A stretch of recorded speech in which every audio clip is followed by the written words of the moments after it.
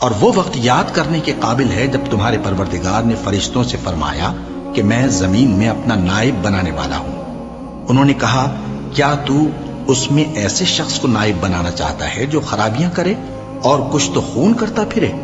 اور ہم تیری تعریف کے ساتھ تسبیح و تقدیس کرتے رہتے ہیں۔ فرمایا میں وہ باتیں جانتا ہوں جو تم نہیں جانتے۔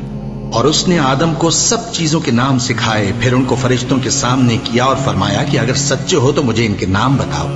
انہوں نے کہا تو پاک ہے، جتنا علم تو نے ہمیں بخشا ہے اس کے سوا ہمیں کچھ معلوم نہیں، بے شک تو دانا ہے، حکمت والا ہے۔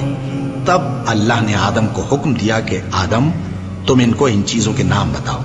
سو جب انہوں نے ان کو ان کے نام بتائے تو فرشتوں سے فرمایا کیا میں نے تم سے نہیں کہا تھا کہ میں آسمانوں اور زمین کی سب پوشیدہ باتیں جانتا ہوں، اور جو تم ظاہر کرتے ہو اور جو پوشیدہ کرتے ہو سب مجھ کو معلوم ہے۔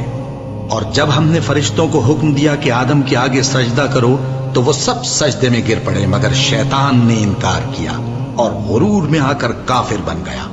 اور ہم نے کہا کہ اے آدم تم اور تمہاری بیوی بہشت میں رہو اور جہاں سے چاہو بے روک ٹوک کھاؤ پیو، لیکن اس درخت کے پاس نہ جانا نہیں تو ظالموں میں ہو جاؤ گے۔